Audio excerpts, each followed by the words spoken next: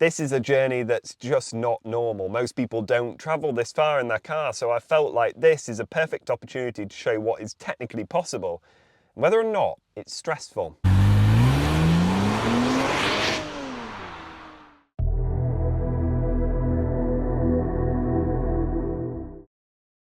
Hi and welcome back to Joe Talks Cars, and welcome to Folkestone. Now this is a slightly different video to what I normally put out. Today I am in the electrified Genesis G80, and I've been lent this car for the next 10 days, and I thought what better way to test out a full EV than drive it all the way from home, back up in North Yorkshire, all the way to Disneyland. So that's exactly what we're doing. We've arrived here in Folkestone, ready to board the Eurostar for our onward journey to Paris. And I have to say the journey down here was just so simple. We set off with 100% battery, got the car charged up the night before, and we stopped around, I think it was around Cambridge, so a couple of 100 miles into the journey, and managed to find an Instavolt charger with a McDonald's attached. Instavolt are very expensive, and that's something to bear in mind with electric cars, but I knew from past experience they're very easy to use, super reliable and very, very fast, which gave us plenty of power to get down here to Folkestone. The car's now sat at 92 miles, and now it's going to charge it up and make sure we're sent off with full power, because technically this car with its 320 mile range can easily make Disneyland. We won't have to charge on the way, which will be a lot less stressful. Driving all the way from North Yorkshire to Disneyland is a long, long way, and I think a lot of people, when I told them this is what I was going to do with the car, were very dubious of whether I'd make it. They were saying, are you not worried about the charging infrastructure? And so far so good. We've had one charge on the way down here, and as I said, it was just so simple. This car also, I just want to touch on it before I cover it later in the video and give you a bit more details on it. This is the electrified G80 from Genesis's press department. It's a fully loaded car, this. Autonomous driving, massaging seats, it's got extended leather and real wood everywhere. It's a beautiful place to sit, and you don't see any on the road. This looks like a really futuristic Bentley, and it's getting some admiring glances. It's a big old car, but super comfortable. I don't think I've ever done a journey this long and got here and felt as fresh as I am now. The car took the heavy work out of the drive, sticking to its lanes, overtaking, braking, accelerating, following the speed limit, everything you can imagine this car does, and it does it perfectly. I'm super impressed with this car so far, and I'm actually looking forward to taking it over onto the continent and see what it's like over there, because so far, so good. But anyway, I think it's about time I went, got some sleep, so I'm fresh for the drive ahead in the morning.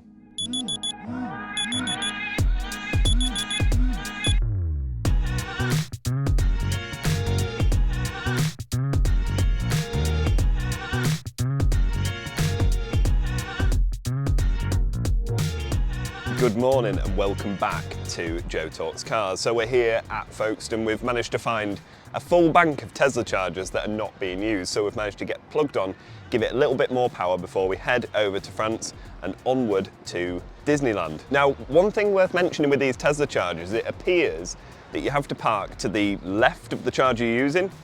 In this car, it's impossible. The charger's over to the left-hand side, the front of the car. So we've had to use the one on the other side, if that makes sense. So that's something to bear in mind if you've got a non-Tesla. Yes, you can use their charging network. Sometimes the port isn't going to be located in the best place.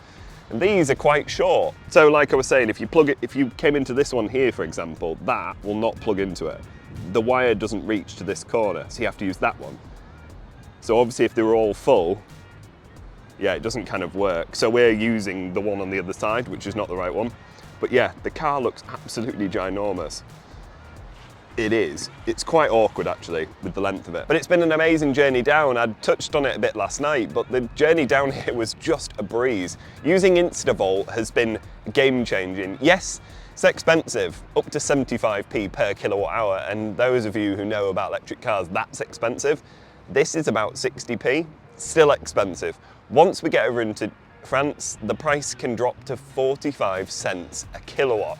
It's half the price almost. But with the amount of charge we've got in the car, it technically won't need to stop. We should be able to drive straight to Disney and hook up to their charging network, which is free. So yeah, let's jump on in the car, head on to France.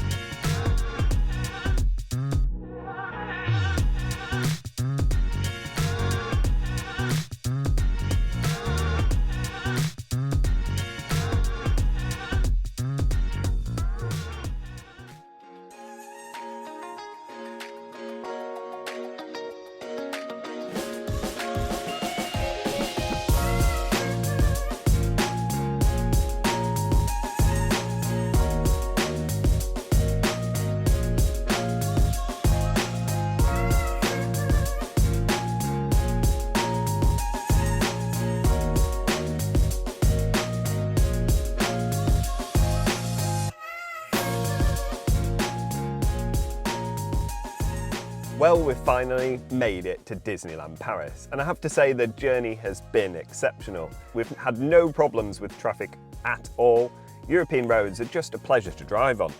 And what's made the trip that little bit better has been this amazing car. The Genesis G80 Electrified offers levels of comfort I've never found in a car.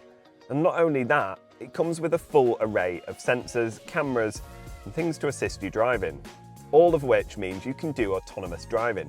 We've been sat on the motorway for the last couple of hours. I haven't braked, I haven't accelerated, and haven't even steered. This car will change lanes using the indicators alone, which makes it so easy to drive. It really takes so much of the effort out of the journey, makes it relaxing. I've arrived here in France feeling very awake, very alert, ready to go and enjoy the parks.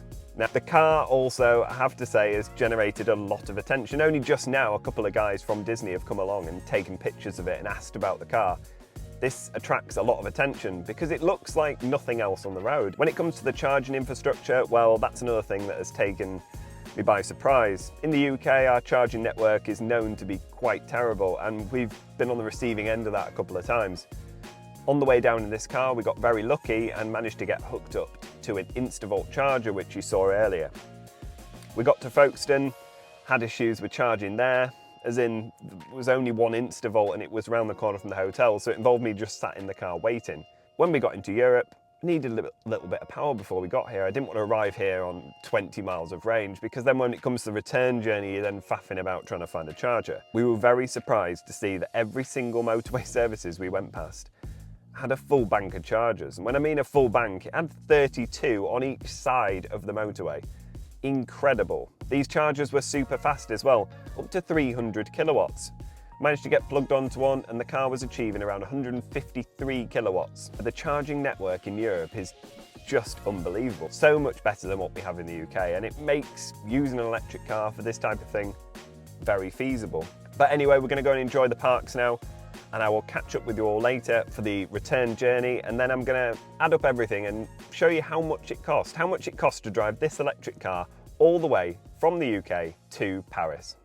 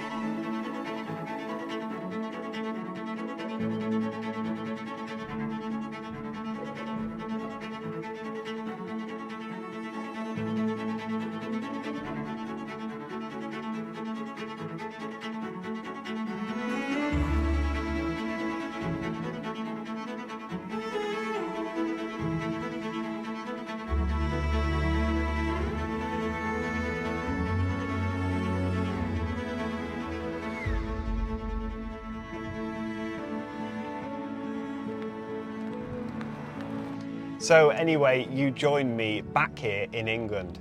Now, we never planned on actually driving the whole journey in one go. Setting off from Paris with 600 miles in front of you is quite daunting. So I did plan to stop somewhere halfway up the country. And because the car performed so well, it was so comfortable and easy to plough the miles onto it, we decided just to keep going. I did the whole journey in one go, and although I did feel tired at the end and I did have a bad back, it wasn't too bad. 600 miles in a car is a lot for any car, never mind an EV. And the whole experience was just so pleasant. I never expected an EV to be as easy as this to drive and to charge up. But this proves you can use them every single day, and you can use them for your European road trips. This car made one of the best family cars I could have imagined. Now, it's not without its faults, and I will go into them in a full review, but some of these cars' features, which look quite cool on the surface, don't really work for a family. The first thing I'm going to mention is these rear screens. Now, they look really cool. You can watch the 360 cameras, check the weather, set the sat-nav, etc. We haven't found a way to play video on them. There's no HDMI port, only USB sticks, because we couldn't find a way to get some media playing on here for my daughter. So instead, she spent most of the time just sort of nudging the screen with her toes, turning it on. The only way we could control it was to turn it off on here, and she immediately turned it back on. Now, when you're trying to get a 2-year-old to sleep, that's not really ideal. And bearing in mind, this car does appear to be kind of laid out for a family. Now, it's a nice big saloon car. It swallowed up all our luggage for Paris, and there was plenty of room inside. The child seat fits perfectly, and I can have my seat wherever I want, which is unique in most cars. It also has a child lock on the door, which I'm really impressed by. I've never seen that in a car. They're always like inside the door, you have to open it and press a latch. This is a button, and I think that just further highlights how this is designed as a family car. But the screens just don't really lend themselves, certainly to toddlers. The other thing I liked in the back was the electric rear blind. It kept it nice and dark during the day, kept the sun out of our eyes. And the side blinds, very good, although it'd be nice if they were motorised as well. Now, this car, like I said, has outperformed all my expectations. But the thing everyone wants to know is, was it stressful? And how much did it cost? Well, first of all, stressful, no. The charging infrastructure in the UK is certainly not up to European standards. It's far from bad. Range wasn't really an issue for us. We charged the car up a good few times, and although it did change the way you make a long journey, it didn't spoil it. It just meant we had a little bit more of a sit down. And it's what you need with a toddler. You can't rush in and out of services, so the car actually served a brilliant purpose. But the number one question is, how much did it cost? Well, I've run some figures, and even I've been really surprised, actually. So the only car I can compare this to is my Golf, because that's the car we would have taken if Genesis hadn't lent this. So we did numerous charging in the UK, and I will say, before I get into the numbers, that we found that the charging infrastructure in the UK is worse and also twice as expensive. So if we were to do this journey again, we'd make sure we were getting into France with very little charge at all. You want to use the European network as much as possible to get as much power out of them as possible. It's literally half the price. So that's probably what I would do. This time, obviously, we made sure we entered France with near on full power, which meant we didn't really make the most of the European charging network, and we certainly didn't benefit from the price. So in the UK, with all the chargers we used, and there was 5 of them, although a couple of them were only for a few minutes, we spent £156 on charging in the UK. We went over to France and we spent a total of £53. So the total was just over £209. When you consider we travelled over 1,000 miles during that time, I don't think that's too bad.